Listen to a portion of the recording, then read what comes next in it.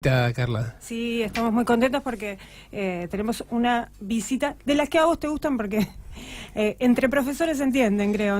Sí, nos visita Daniela Leiva Seisdedos, que es entre otras cosas, de la directora de la revista educativa El Arcón de Clio. ¿Cómo estás, Daniela? Hola, ¿cómo andan en este feriado? ¿Trabajando? Sí. Trabajando sin descanso, ¿no? Qué sé yo, bueno.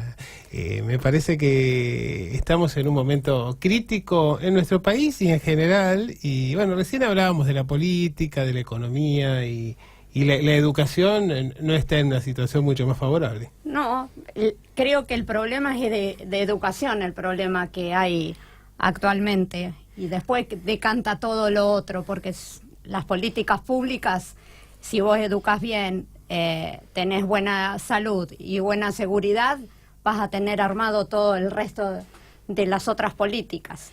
Y sí, pero está todo en crisis. Creo que es algo generalizado. Y pensar que estamos acá abajo del mundo, también nos llegan las crisis.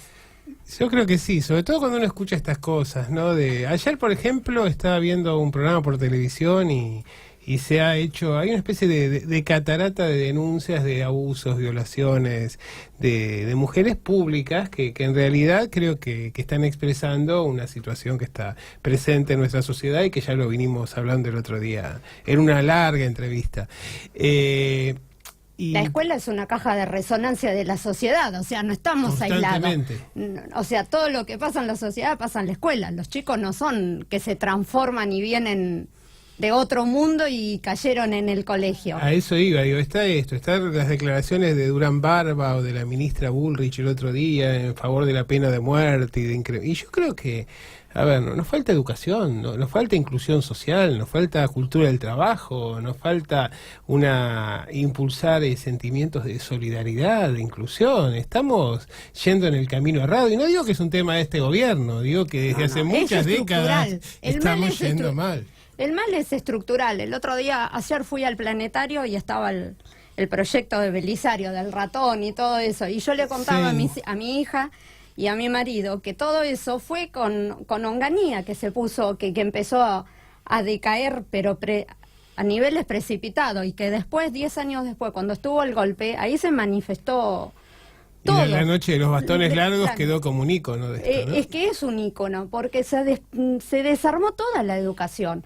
Y eso no se levanta más. O sea, se levanta sí, pero tiene que haber políticas claras, no políticas de gobierno. Nosotros siempre hemos tenido políticas de gobierno, no políticas de Estado. Mal que nos pese, creo que la ley 1420 de educación era una columna vertebral. Yo creo que está faltando eso, una columna vertebral como te decía, en política educativa, seguridad, salud. Si los chicos están enfermos no van a aprender. Si los chicos tienen hambre no te van a aprender. No, claramente. Es decir, si la escuela se convierte en una especie de enseñadero donde los chicos simplemente van a comer sin las calorías, sin el descanso, sin la contención, bueno, ya la batalla está perdida. Y sí, se pierden. Y eso no solamente en los colegios públicos, sino colegios de enseñanza privada también se ven. O sea, la crisis creo que es de valores. La crisis es de valores. ¿De qué queremos? También la violencia que se vive hoy en día en todos los ámbitos y a todas las edades, creo que finalmente recaen ahí, porque vamos a todos los ámbitos. Los chicos se encuentran en la puerta a pegarse. Si hay bullying en la sociedad, si ¿por qué no va a haber? A ver, es horrible decirlo, pero ¿por qué no va a haber bullying en el colegio? Si se pelean a veces. Hoy estaban hablando de las redes sociales, estaba escuchando un programa de las redes sociales, y qué violencia, que esto, que el otro. ¿Y a dónde va a ir la violencia? ¿Al colegio? Además de que esta generación nace con las redes incorporadas, entonces si lo que ven ahí lo reflejan en la calle, lo reflejan entre sus compañeros y también lo que ven en sus hogares, porque como decías hay una falta de valores general también en los hogares, ¿no? Y sí, yo digo por ahí una palabra, siempre les digo cuando hablo en reuniones, así que los chicos, horrible también el concepto, pero están guachos. pero con el concepto bien de lo que es el guacho. O sea, tienen todo por ahí material y no tienen lo espiritual, lo que necesitamos. Claro. Y es el chico, ponele rico, y el chico pobre le falta todo lo otro y capaz que tienen. Entonces no hay ensamble en la sociedad. No hay un equilibrio. No hay un equilibrio. No es, yo creo, muchas veces yo le he hablado con Alberto, a veces hemos hablado así, si la educación es igualitaria, equitativa. Yo creo que la educación tiene que ser equitativa, no igualitaria. Porque igualitaria para mí es un concepto del siglo XIX y que estaba muy bien porque veníamos, que todos teníamos, pero la educación tiene que ser equitativa, es más allá de la igualdad. Bueno, yo estoy en total disidencia con ese punto de vista, pero de todas maneras me parece que estamos hablando de lo que nos falta y yo quiero aprovechar aquí a Daniela para ver qué es lo que se hace, ¿no? Y contarnos un poco de la revista, Sí, cómo muy surgió, interesante. cuál es la propuesta, porque en realidad es una revista online que es muy prestigiosa Sí. y que tiene un gran amplio reconocimiento y lo han hecho a partir del esfuerzo de ella y su marido, que ahí lo tenemos del otro lado del vidrio. Bueno, y que vos sos uno de los que me dijo que sí, enseguida. Y la revista nació como algo más allá.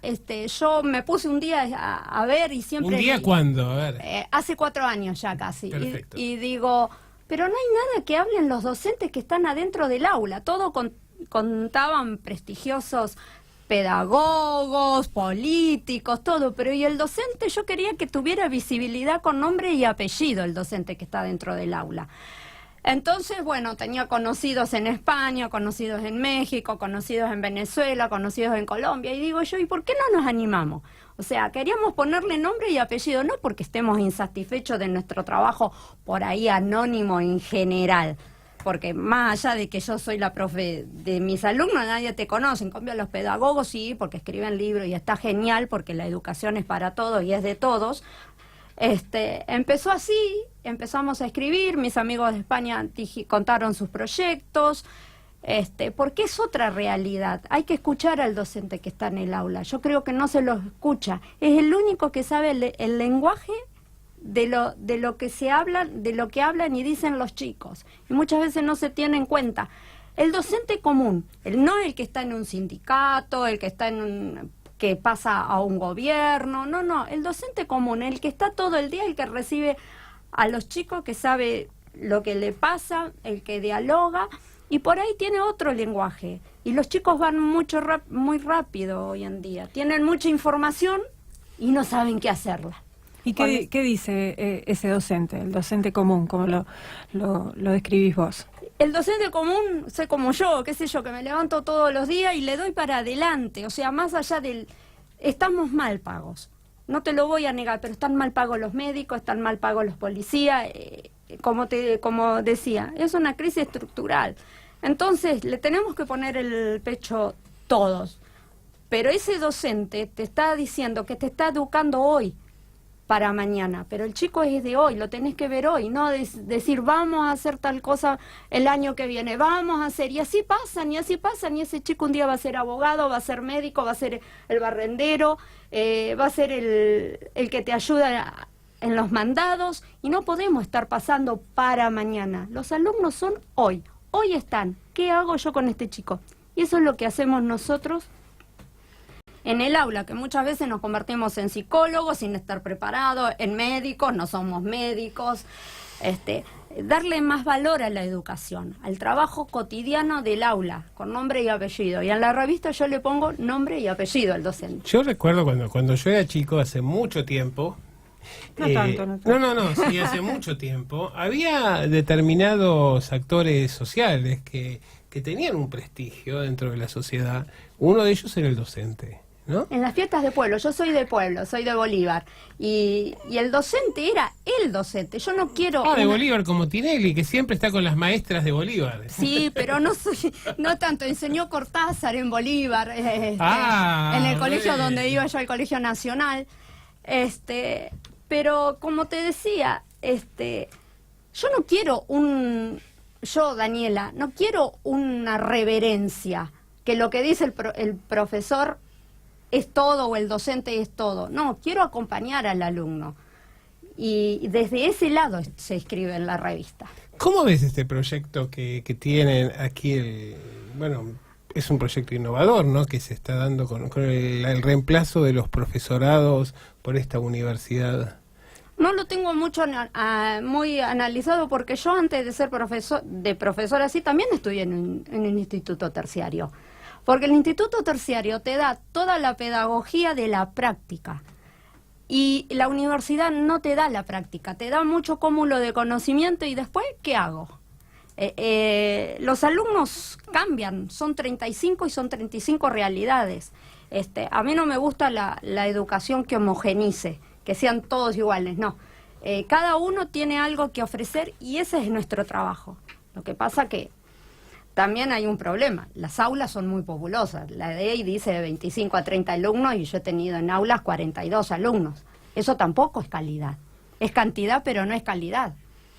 Lo que pasa es que ya en los años 90 se instaló un proyecto, un discurso muy peligroso que era que la educación debía estar al alcance de que pudiera pagarlo y que cada uno debía recibir una educación, siguiendo el modelo norteamericano, ¿no? Esto de que aquello que sos es lo que podés pagar.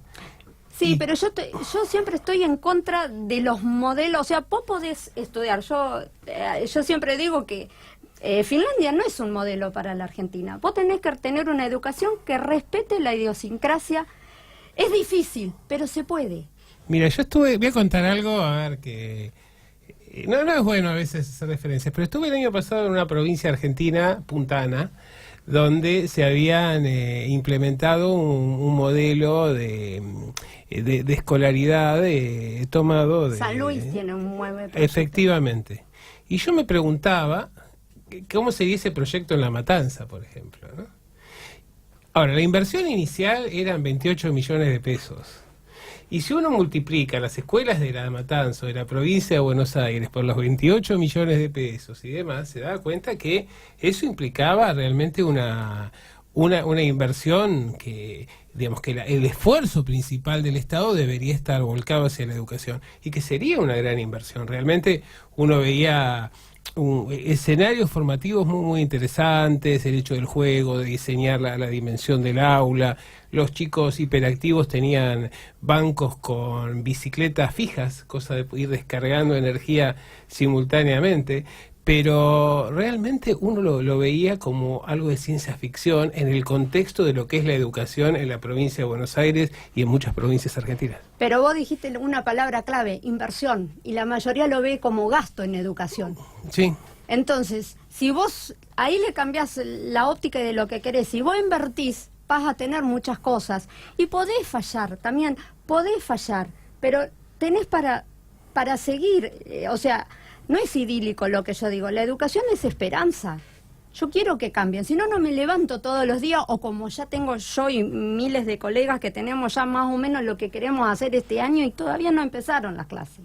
Mira, hay un viejo debate dentro del liberalismo que planteaba la necesidad de suprimir la herencia, ¿no? Porque la herencia es la que nos da el punto de partida diferenciado. Y también hay justificaciones de todo tipo de los pensadores burgueses de por qué razón la herencia no debía ser suprimida, pero en este caso lo que planteaban los filósofos era que si no se suprimía la herencia, por lo menos la educación tenía que poder compensar las diferencias de origen entre las personas. Y nosotros lo que vemos es que en realidad la educación que tenemos cada día más, y repito, no es un tema de gobiernos, es un tema de políticas de Estado y en el largo plazo, en lugar de alguna manera equiparar las diferencias o las posibilidades de desarrollo de los chicos, lo que hace es profundizarlo y algunos directamente dejarlos definitivamente afuera del sistema. Y que los deja afuera del sistema a veces. Cada vez hay más alumnos que abandonan la secundaria, la primaria no tanto y el jardín, o sea, el inicial no tanto, pero la secundaria lo abandonan porque también está eso que vos debés ser preparado para trabajar. O sea, una pieza de máquina, y no soy una pieza de máquina. Bueno, eso lo vemos en las provincias mineras, cómo están orientados los estudios exclusivamente a una minería que se hace a total contraposición con lo que son las normas más elementales de preservación del medio ambiente. Le sacás lo principal que tiene la educación, que es humanizar. ¿Cómo hacemos para, bueno, yo sé, pero para nuestros oyentes, para acceder a tu revista, o si tienen alguna inquietud o consultarte algo? Y obviamente que hay un material de consulta más allá de lo que es la opinión de los docentes, que es de excelente calidad. Y las revistas, El Arcón de Clio, entran en internet, ponen revista educativa El Arcón de Clio y sale. Muy bien. ¿Carla? No, me parece todo muy interesante lo que estaban diciendo. Yo estuve mirando ahí un poco, y es para que lo digamos varias veces y en los programas ayudemos a que la gente pueda entrar a la página y ahí evacuar todas las a veces uno las dudas que tiene, que digamos, como hoy decíamos, ¿no? Es un tema de valores, pero siempre es bueno tener un lugar de referencia. Sí. Es importante. Quiero aclararles algo. Es pluralista la revista, tiene todas las vertientes, porque así tiene que ser la educación. Y todos los reportajes han accedido, solo uno me dijo que no para que les hiciera los reportajes en la revista, un político, pero después participan todos, porque no se animó, porque decía que no sabía. Y yo también lo acepté, porque también es un mal argentino a veces, saber de todo. No, bueno, pero me parece que la educación, y más en el caso de un político, es una cuestión esencial, ¿no? Porque en realidad es la posibilidad de ir definiendo nuestro futuro, y me parece que, bueno, sobre todo que nos quede esta idea, ¿no? Que el gasto en educación siempre es inversión, jamás es gasto. Y efectivamente, si queremos suprimir la violencia, las agresiones, el individualismo, todo esto que hace esta vida tan difícil de vivir en las sociedades contemporáneas, creo que la educación es la herramienta clave, y ahí deberíamos apostar y darle el lugar social, porque me parece que hay una cuestión que va más allá del pago del docente, aunque también lo expresa, que es el hecho de cómo se ha devaluado dentro de la consideración pública el rol del docente y la figura del docente, ¿no? Como que es un empleo, digamos, en los años 90 era el empleo de la mujer no especializada, que siempre iba a haber estado, entonces tenía un sueldo bajo, pero que garantizaba una obra social. Y realmente me parece que hay temas de vocación, de compromiso, de formación. Pero también tenemos profesionalidad, que muchos lo dudan a eso. Bueno, digamos que hoy se ha demonizado bastante al docente en este momento.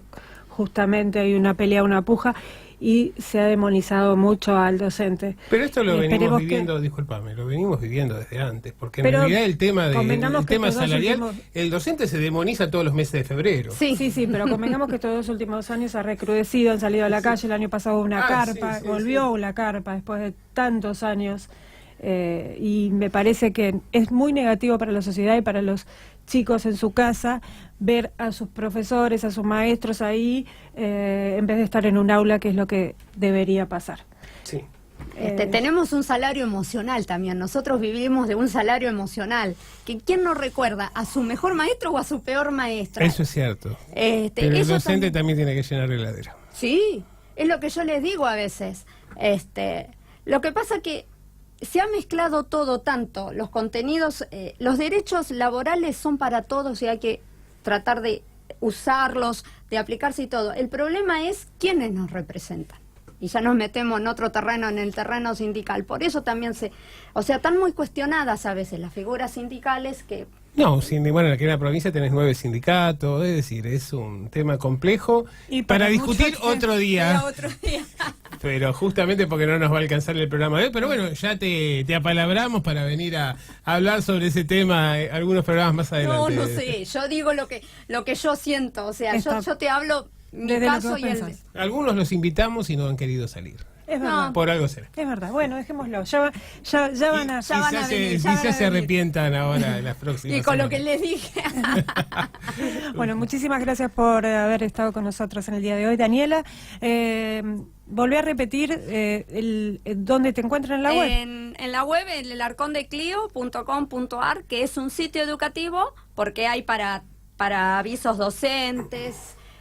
Quiero aclarar que es un emprendimiento que han hecho a pulmón ella con, no tiene con su marido, sí, y ahí es donde se ve Digamos que muchas veces se hablaba de militancia rentado, se habla de los altos salarios de los funcionarios públicos, Y acá se como habla aquí hay vocación. realmente una vocación de servicio y que debería ser premiada y tener otro reconocimiento en la sociedad. Ay, gracias. Vamos por ello.